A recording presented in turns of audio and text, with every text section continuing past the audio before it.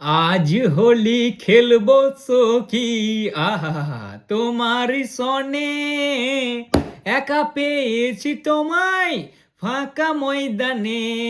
গানটা কিন্তু আমি গাইনি হে, গলাটা আমার, বাট আমাকে গাইতে অন্য কেউ বলেছে। নামটা নুকি আর কি হবে, চলো তোমাদেরকে বলেই দিই। গানটা আমাকে ভাই ফিন অ্যালেন গাইতে বলেছে, সাউথ আফ্রিকাকে ডেডিকেট করার জন্য বলেছে এই গানটা ওদের জন্য গাইবে। দেখো তোমাদের এখানে তো হোলি চলছে, কেকেআর বলারা সবাই হোলি খেলছে, মানে আর কি কেকেআর ক্যাম্পে যারা যারা জয়েন হয়েছে তারা সব হোলি উদযাপন করছে। বাট আমি তো নিউজিল্যান্ডের ক্যাম্পে আছি, ওই জন্য আমি আজকে সাউথ আফ্রিকার সাথে হোলি খেলেছি। সত্যি করেই হোলি খেললে ভাই, বুঝলে, সত্যি করেই হোলি খেললে একবারে কাচড়ে দিলে, মানে কিছু মনেই করলে না টিমটাকে। আমি তো মধ্যখানে কনফিউজ হয়ে গেছিলাম যে এটা সত্যি সেমিফাইনাল হচ্ছে তো নাকি কেকেআরের ক্যাম্প চলছে, ইডেন গার্ডেনে ম্যাচ হচ্ছিল তো ওই জন্যই আরো কনফিউজ হয়ে গেছিলাম যে কেকেআরের ক্যাম্প চলছে নাকি, যে কেকেআর দুটো দেখো নতুন ওপেনার নিয়ে এসছে, সেগুলোর আর কি টেস্টিং করা হচ্ছে, আর কি ট্রেলার দেখানো হচ্ছিল যে কেমন এরা চলতে পারে। ওরে বাপ রে ভাই, হাত পা কাঁপছিল গো এদের মার দেখে, মার ইয়ার সাউথ আফ্রিকা ভাই, ওটা সাউথ আফ্রিকা হান বিটেন আসছিল, ওরা হান বিটেন, কিছু মনেই করলে না রে, ধুলোর মতন উড়িয়ে দিলে। আগে আসে আমার গোয়েল দাদুর কাছে, কয় গো দাদু, দাদু গো হোম গ্রাউন্ড যাবে না দাদু আহমেদাবাদ, দাদু কি উড়ান উড়ছিল দাদু, আমরাও এরকম 23-এ উড়ছিলাম, বুঝলে তো, 23-এ আমরাও এরকম উড়ছিলাম। সবাই ভাবছিল, সবাই, যে ভাই ইন্ডিয়া তো ফাইনাল জিতছে, কোনো কথাই নেই ভাই, ইন্ডিয়াকে কে হারাবে, কারা হারাবে। অস্ট্রেলিয়া আমাদের ঘুম ভাঙিয়ে দিয়েছিল, বুঝলে, অস্ট্রেলিয়া আমাদের চোখে জল ঢেলে জাগিয়ে দিয়েছিল যে জেগে যা বাবা, বুঝলি, বেশি হাওয়ায় উড়িস না। সেরকমই হয়েছিল তোমাদের কেস, তোমরা বিশাল হাওয়ায় উড়ছিলে, বিশাল উড়ছিল, ওই জন্য একবার ধপ করে পড়েছো, একদম কারেক্ট টাইমে যে তোমরা চোখ করে দিয়েছো, বুঝলে। দাদু বললে বাপরে, আমাদের এই তো বুধবারের ম্যাচটা তো ওটা যেমন তেমন করে একটা হয়ে গেলেই হবে, তারপর ভাই ফাইনাল আছে আমাদের ঘরে, ঠিক আছে, আমাদের ঘরে ফাইনাল, ওই জন্য আমরা বেশি চাপ নিচ্ছি না, নাও এবার যাও ফাইনাল, এবার যাও। সাউথ আফ্রিকা, সরি নিউজিল্যান্ড কথাটা সিরিয়াস নিয়ে নিয়েছে, বুঝলে, যে তোরা ফাইনাল যাবি, চল ভাগ এখান থেকে। ভাই সাউথ আফ্রিকা নাকি জীবনে কোনো নকআউট ম্যাচে হারাতে পারেনি ইয়েকে, নিউজিল্যান্ডকে, আর আজকেও হারাতে পারলে না। ওরে বাপরে কি মাঠটা দিলে ভাই, কি মাঠটাই না দিলে, আমার কথা শুনে তোমরা বোঝো আর কি এক্সপ্রেশন দেখে যে কি লেভেলের মার দিয়েছে রে বাপরে, এবারে ধোঁয়া ছুটে দিলে, ধোঁয়া, মারগ্রাম একবারে ধোঁয়া ধোঁয়া দেখছি যে ভাই হচ্ছেটা কি আমার সাথে, মানে হচ্ছেটা কি আমাদের দলের সাথে ইয়ার। Lungi, Rabada, Marco Jansen, Corbin Bosch, Keshav Maharaj, সব এক সে বরকার এক বোলার ভাই, यार কিছু মনেই করলে না ওদের কি একবারে, মানে কি বলবো এবার, গদি পিটানো পিটিয়ে দিলে, সেই গদি করতে আসে না ক্যাঁথা বালিশ দিয়ে দড়াম দাম করে লাঠি করে মারে, সেরকম দিয়েছে আজকে ফিনালে না টিম সেফার্ড। টিম সেফার্ড তো তবুও একটু ভালোবেসে মেরেছে, এ ভাই ভালোবাসা বলছে, ভালোবাসা আবার কি জিনিস বে, আজকে হোলি খেলতে পারি না, আজকে তোদের সাথে খেলবো, পুরো হোলি খেলেছে, বাপ রে বাপ। নমস্কার কে কে আর বলা, তোমরা ভাই সত্যি ওপেনার দুটো নিয়ে এসছো, বুঝলে, এই তো ফিল সল্টের থেকেও বড় জিনিস মনে হচ্ছে গো, রে বাপ রে, ফিল সল্টের কমি এ পূরণ করে দেবে এবারে কে কে, বুঝলে, শিওর কমে পূরণ করে দেবে। আর 300 এবারে, আর 300 এবারে কে কারও লাগাচ্ছে, কোনো ডাউট নেই ভাই, মানে এদের টপ 3 ব্যাটার, আমি তো কে কারেরই বলছি, আমি তো ম্যাচটা নিইনি ভাই সাউথ আফ্রিকা ভার্সেস নিউজিল্যান্ড হিসেবে, আমি নিয়েছি কে কার ভার্সেস সাউথ আফ্রিকা হিসেবে, কারণ এদের টপ 3 তো সেটা ভেঙে দিলে। বোলিংয়ের দিকেও যাও কে কারের বোলার, ব্যাটিংয়ের দিকে যাও কে কারের বোলার, ফিল্ডিং মিস করছে কে কারের ফিল্ডার, ক্যাচ ধরছে কে, সেও কে কারের ফিল্ডার, সব ভাই চারিদিকে কে কারই ঘুরছে, কোন মাঠে খেলা হচ্ছে কে কারের মাঠে, মানে সব ভাই সব দিকেই কে কার। ওই জন্য আমি ডিসাইড করে নিয়েছিলাম যে আজকে ম্যাচটা কে কার ভার্সেস তোমার সাউথ আফ্রিকার মধ্যে হচ্ছে।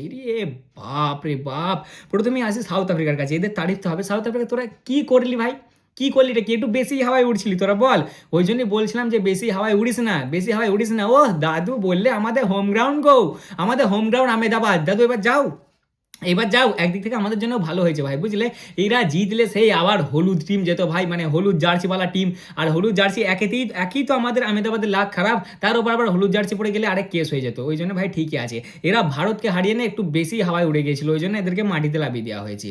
রে বাপ রে কি ম্যাচ দেখলাম ভাই, সারা জীবন মনে থাকবে, বুঝলে, যে ভাই ম্যাচ হয়েছিল। আর যত রকম হিস্ট্রিওয়ালা তোমরা ম্যাচ পাবে, মানে একদম ভাই তাবার তোর একদম বিশাল প্যাকেজ হতে পারে, সেটা হয় ইডেন গার্ডেনে, তোমরা মিলিয়ে নেবে, মানে ইডেন গার্ডেনে ম্যাচ হচ্ছে মানে খুব কম ভাগই এরকম চান্স হয় যে ভাই একতরফা ম্যাচ হবে, ভাই তুমি মশলাদার ম্যাচ পাবে ইডেন গার্ডেনে হলেই। ডিয়ার বিসিসিআই, ইডেন গার্ডেনেও মাঝে মধ্যে ফাইনাল টাইনাল কিছু দাও ইয়ার, সেমিফাইনাল তো দিচ্ছে, একটা ফাইনাল টাইনাল আমাদেরকে দাও, তবে তো মজা আছে দেখতে। ইডেন গার্ডেনে ম্যাচ হবে মানে ভাই শিওর মশলাদার ম্যাচই হবে, একতরফা ম্যাচ তুমি খুব কমই দেখতে পাবে, বুঝলে। হোয়াট এ ম্যাচ ভাই, হোয়াট এ ম্যাচ, আজকে ফাটিয়ে দিয়েছে কে ক্যারের প্লেয়াররা। দেখো আমি নিউজিল্যান্ডের প্লেয়ার বলতে পারবো না ভাই, কারণ গোটা ম্যাচে শুধু আমি কে ক্যারের প্লেয়ারদের কি দেখেছি, আমি কেন নিউজিল্যান্ডের বলতে পাবো ভাই, আমি ওই জন্য বলছি যে কে ক্যারের প্লেয়াররা আজকে ভাই ফাটিয়ে দিয়েছে, সত্যি বলছি ফাটিয়ে দিয়েছে আজকে কে ক্যারের প্লেয়াররা, মানে একটু তো ফাটছে, একটু একটু ফাটছে ভাই, বুঝলে? যেভাবে এরা স্টার্ট করেছে, মানে যেভাবে মারতে মারতে যাচ্ছে ইয়ার, এরা কিনা একটা টাইমে ভাই ধুক ধুক করছিল এদের যে এরা ফাইনালে আসবে কিনা, মানে আর কি সেমিফাইনালে আসবে কিনা, সরি ফাইনাল তো দূরের কথা, যে সেমিফাইনালে এরা যাবে কিনা। এদের সেমিফাইনাল পড়েছিল তোমার শ্রীলঙ্কার হাতে, যে শ্রীলঙ্কা 3-4টে হেরে আসছিল। এটাকেই বলে কুদরাত কা নিজাম সত্যি কুদরাত কা নিজাম ভাই। একটা টাইমে এরা নিজেরা নিজেদের পায়ে কুড়ুল মেরে দিয়েছিল, ঠিক আছে?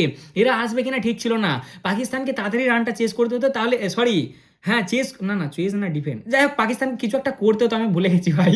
ও কিছু একটা করলে পাকিস্তান কোয়ালিফাই করতো, সেই জায়গা থেকে এরা ভাই কুদরাত খান নিজাম কোয়ালিফাই করে গেল, ঠিক আছে? কোয়ালিফাই করে যাওয়ার পরে এসে যে সাউথ আফ্রিকাকে কেউ হারাতে পারছিল না, ছুঁতে পর্যন্ত পারছিল না ভাই, ভারতকে পর্যন্ত এরা একতরফা হারিয়ে দিলে, কিচ্ছু মনে করলে না সেই সাউথ আফ্রিকাকে এরা একদম কি বলবো একবারে মানে গা ছেড়ে দিলে, আই দেখছি তোদেরকে, বাপ রে বাপ মার, দুটো ব্যাটারে সেটা ভেঙে দিলে। সবার প্রথমে আসা যাক ফিন অ্যালেনের কাছে। ফিন অ্যালেন নয়, সরি থুক করি, ফিন এলিয়েন। এলিয়েন ভাই কেকেআর এলিয়েন নিয়ে এসছে এইবারে ভাই, এ কি মারে ভাই আর 33 বলে 100 রান, হ্যাঁ একটা টি-20 ওয়ার্ল্ড কাপ, তার সেমিফাইনাল হচ্ছে সাউথ আফ্রিকার বিপক্ষে, যাদের বোলিং লাইন আপ দেখো তুমি, নাম দেখো আর কি, রাবাডা, লুঙ্গি, তারপর হচ্ছে তোমার বস, তারপর হচ্ছে ইয়ানসান, এই বোলিং লাইন আপ ওরা আনবিটেন, ভারতকে হারিয়ে আসছে ওরা, সব থেকে বড় কথা আনবিটেন, গুলি মারো, ওরা ভারতকে হারিয়ে আসছে আহমেদাবাদের মাঠে, তাও আবার একতরফা, কোনো টান টান মোকাবলা নয়, একতরফা ভারতকে হারিয়ে দিয়ে আসছে। সেই টিমটা আজকে 9 উইকেটে হেরে গেছে ভাই, 9 উইকেটে, 173 রান, 13 ওভারে চেস করে দিলে, তাও একটা বল বাকি ছিল, 13 ওভারে 173 রান চেস, কিছু মনেই হলো না যেন ওদের সামনে। সাউথ আফ্রিকা অবভিয়াসলি ভুল করেছে কিছু, বাট তারিফ তো করতে হবে না ব্যাটারদের, ভাই কি খেলেছে এরা, যে পিচে তোমার সাউথ আফ্রিকার ব্যাটাররা টিকতে পারছে না, সেই পিচে এদেরকে মনে যেন আর কোনো ব্যাপারই নাই, মনে হলো যেন পিচ চেঞ্জ করে দেওয়া হয়েছে মাঝে, এরা অন্য পিচে খেলছে আর ওরা অন্য পিচে খেলছে, বাপরে বাপ ব্যাটিং ইয়ার। প্রথমে 19 বলে 50 রান কমপ্লিট করে, তারপরে তোমার 33 বলে 100 রান, ঠিক আছে, 10টা 4 আর 8টা 6, 303.03 স্ট্রাইক রেট ভাই, মানে মানে 300 স্ট্রাইক রেট একটা ইন্টারন্যাশনাল ম্যাচে, তাও আবার সেমিফাইনালে ভাই, বলছে নাকি 4টে ডট বল খেলেছে এই মালটা, 4টে। কেকেআর এবারে জ্যাকপট লাগিয়ে দিয়েছে ভাই, বুঝলে, বিশাল জ্যাকপট লাগিয়ে দিয়েছে। আর আমার ভালো রকমই মনে আছে যে আমি বলেছিলাম ভাই যে ফিন অ্যালেনকে কেকেআর এবারে কিনতে চলেছে, কেকেআর কিনে নিয়েছে, এরা ফাটাবে ভাই, ফাটিয়ে দেবে এবার, কেকেআর দেখতে হবে না, বুঝলে। যাই হোক ভাই, চলে এসছে তোমার নিউজিল্যান্ড সেমিফাইনালে, এদের কি আর বলবো ভাই, সাউথ আফ্রিকা চোখ করে দিলে। 2011 ওয়ার্ল্ড কাপেও আই থিঙ্ক, হ্যাঁ ওয়ার্ল্ড কাপের সেমিফাইনালেও তোমার সাউথ আফ্রিকাকে হারিয়ে দিয়েছিল নিউজিল্যান্ড, 2025-এর চ্যাম্পিয়ন্স ট্রফির সেমিফাইনালেও হারিয়ে দিয়েছিল তোমার নিউজিল্যান্ড সাউথ আফ্রিকাকে, আর এই 2026-এর টি-20 ওয়ার্ল্ড কাপে দিলে। এর আগের বারে 2024-এও এরা আনবিটেন আসছিল, দিয়ে ভারত ফাইনালে হারিয়ে দিয়েছিল এদেরকে, আর এইবারেও এরা আনবিটেন আসছিল, 7টা ম্যাচ এখন অব্দি জিতেছিল, কিন্তু এবার আর ফাইনাল অব্দি যেতে হলো না, হোম গ্রাউন্ড অব্দি যেতে হলো না, তার আগেই ভাই পটকে গেল, বুঝলে। মানে কি মার দিলে যেন, চড় মারলো মনে হলো নিউজিল্যান্ডকে, চড়, বুঝলে, সে হয় না চুলের মুঠে ধরে ওটা কাছের দিয়ে যে চলে এখান থেকে ভাগ, কাড়া তুরা কাড়া, কিছু মনেই করে না ভাই। হ্যাঁ ভিডিওটা একটু লেটে আপলোড হচ্ছে ভাই, কারণ আমি এক জায়গায় গিয়েছিলাম, বুঝলে, লেট হয়ে গেছে, আর একটু পেছনের সেট আপটা চেঞ্জ হয়ে গেছে, কেমন লাগছে দেখে অবশ্যই জানাবে। বাকি ম্যাচ অসাধারণ হয়েছে, একটু তো ফাটছে এদেরকে দেখে, তারিফ সত্যি করতে হবে ফিনালেনের ভাই, আউটস্ট্যান্ডিং পারফরমেন্স দিয়েছে। আর তার থেকেও তারিফ করতে হবে নিউজিল্যান্ডের বোলারদের, মানে নিউজিল্যান্ডের বোলারদের ভাই, বুঝলে, হেভি বোলিং করছে ওরা, হেভি। ইয়ার তোমার মিলারের ক্যাচ ড্রপ হচ্ছে 3 রানে, সেই মিলার কিনা 6 রানে আউট হয়ে যাচ্ছে, মার্করামের ক্যাচ ড্রপ হচ্ছে 3 রানে, সেই মার্করাম কিনা 18 রানে আউট হয়ে যাচ্ছে, মানে ভাবো কি লেভেলের বোলিং হয়েছে। হ্যাঁ যদিও মার্করামেরটা একটু কন্ট্রোভার্সিয়াল ছিল, যদিও ভাই টসটা জিতে আজকে নিউজিল্যান্ড ভালো করেছে, টসটা অনেক ম্যাটার করে ইডেন গার্ডেনের, বুঝলে তো, এর আগের দিনেও আমরা টস জিতেছিলাম, আজকে নিউজিল্যান্ডও টস জিতেছে, নিউজিল্যান্ড টস জিতে ফার্স্ট বলে বোলিং করবো, ব্যাটিংয়ে আসে তোমার ডিকক আর আই থিঙ্ক কে এসেছিল, ডিকক আর রিকাল্টন এসেছিল। ডিকক তো ভাই গেল, ওকে দিলে তোমার কে মোকাঙ্কি দিলে ভাই, আর 10 বলে 8 রানে, আর তারপরেই তোমার রিকাল্টনও গেল ডাক, দুটো পরস্পর উইকেট নিয়ে নিল, মানে পাওয়ার প্লেতেই হেভি বোলিং করেছিল তোমার নিউজিল্যান্ড। তারপরেই রাচিন রবীন্দ্রা আলাদা লেভেলের পারফরমেন্স দিচ্ছে ভাই, কি স্পিন করছে গো এ, মানে ব্যাটিং যেমন তেমনের বাদ দাও, বোলিং কি করছে এ, মানে যেন শ্যাম আয়ুব হয়ে গেছে, যে ব্যাটিং সাইডে রাখো ভাই, বোলিংয়ে ফোকাস করো, পুরো এই শ্যাম আয়ুব আছে, উইলজাক্স আছে, তারপর হচ্ছে এই রাচিন রবীন্দ্রা আছে, কি বোলিং করছে ভাই, কি বোলিংটাই না করছে। রাচিন রবীন্দ্রা প্রথমে মার্করামকে ড্রপ করে দিলে তোমার 3 রানে, ঠিক আছে, তারপরে ও নিজে এসে আবার মার্করামকে আউট করে দিলে 18 রানে, 20 বলে 18 রানে মার্করাম আউট, বেশি ড্যামেজ করতে পারেনি। তবে হ্যাঁ ড্যারেল মিচেল যে ক্যাচটা নিল মার্করামের, সেটা অনেকটাই কন্ট্রোভার্সিয়াল ছিল, আর পার্সোনালি আমার মতে ভাই ওটা আউট ছিল না, বুঝলে, আউট ছিল না, মনে হচ্ছে যেন বলটা ড্রপ খেয়ে যাচ্ছে মাটিতে। তোমাদের মতে কি অবশ্যই বলবে, বাট আমার মতে ওটা ভাই ক্যাচ ছিল না, বুঝলে। যাই হোক, যা হয়ে গেছে সেটা নিয়ে তো আর বুকে লাভ নাই।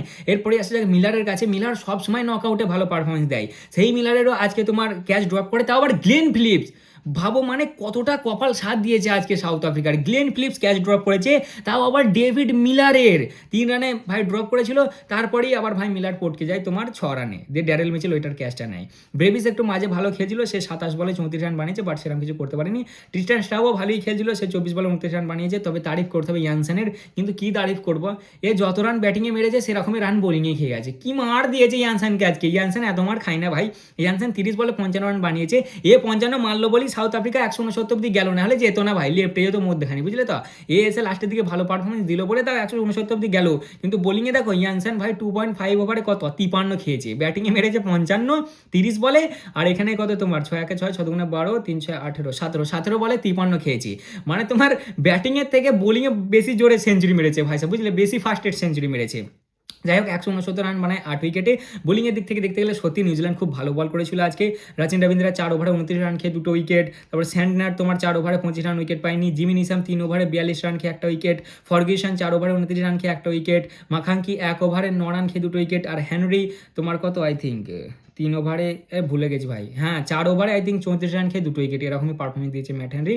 খুব ভালো বোলিং হয়েছে। এরপরেই আসা যাক তারপরে তোমার সাউথ আফ্রিকার বোলিংয়ের কাছে। সাউথ আফ্রিকার বোলিং এবারে বেকার হয়েছে। আমার মনে হয় যে পাওয়ার প্লেতে অতটাও পেস দেওয়া দরকার ছিল না ভাই। নিউজিল্যান্ডকে দেখো, নিউজিল্যান্ড পাওয়ার প্লেতে স্পিনার দিয়ে বোলিং করিয়েছে, আর পিচে একটু স্পিনাররা হেল্প পাচ্ছিল, কিন্তু এদের একটাই স্পিনার ছিল, সেটা হচ্ছে মাহারাজ, যে 3 ওভারে 33 খেয়েছে। আর কোনো স্পিনার এদের কাছে ছিল না, পাওয়ার প্লেতে স্পিনার দিয়ে বোলিং করাতে হতো ভাই। মানে নিউজিল্যান্ডকে দেখো তুমি, ওদের স্পিনারগুলো কত সুন্দর পারফরমেন্স দিলে, আর এদের দেখো কি মারটাই দিলে, পাওয়ার প্লেতেই ম্যাচ জিতে গেছিলো, বুঝলে। পাওয়ার প্লেতেই এরা 84 রান বানিয়ে দিয়েছিল 0 উইকেটে। সেফার মেরেছে 58 33 বলে, ফিন অ্যালেন মেরেছে তোমার কত 33 বলে 100, দেখো ও 33 বলে 58 মেরেছে, আর এ 33 বলে 100 রেখেছে, 100 মেরেছে। আর রাচিন রবীন্দ্রা 11 বলে 13 রান মেরেছে, দিয়ে ভাই 173 রান এরা বানিয়ে দেয় 12.5 ওভারে, 1 উইকেট পড়ে, দিয়ে 9 উইকেটে এই ম্যাচটা জিতে গেছে তোমার নিউজিল্যান্ড। এবার নিউজিল্যান্ড যাচ্ছে সেমিফাইনালে, কালকে ম্যাচ আছে আমাদের। এদেরকে দেখার পরে একটু তো আমাদের ফাটছে, একটু ভয় লাগছে যে কালকে যেন আবার সল্ট আর বাটলার না জেগে যায় হঠাৎ করে, বুঝলে। তা মোটামুটি এই ছিল আজকের ভিডিও। হ্যাঁ, বোলিংয়ের দিক থেকে দেখতে গেলে ইয়ানসান 2.5 ওভারে 53 খেয়েছে, রাবাডা 3 ওভারে 28 রান খেয়ে 1 উইকেট, তারপর হচ্ছে তোমার লুঙ্গি 2 ওভারে 22, বস 2 ওভারে 35, আর মহারাজ 3 ওভারে 33। এদের কপালটাই খারাপ ভাই, বুঝলে, কপালটাই খারাপ, যদিও আজকে পারফরমেন্সও খারাপ দিয়েছে। তা মোটামুটি এই ছিল আজকের ভিডিও। কেমন লাগলো অবশ্যই জানাবে, ভালো লাগলে লাইক কমেন্ট শেয়ার অবশ্যই করবে। আর ম্যাচটা কেমন লাগলো, কে কে দেখতে গেছিলে গ্রাউন্ডে, সেখানে কেমন ফিল হলো আর কি ম্যাচটা ডাইরেক্ট লাইভ দেখে, মানে ডাইরেক্ট লাইভ চোখে দেখে, সেটা কমেন্টে অবশ্যই জানাবে। তাই এই ছিল আজকের ভিডিও, দেখা হচ্ছে আবার পরের ভিডিওতে। চলো ততক্ষণের জন্য টাটা।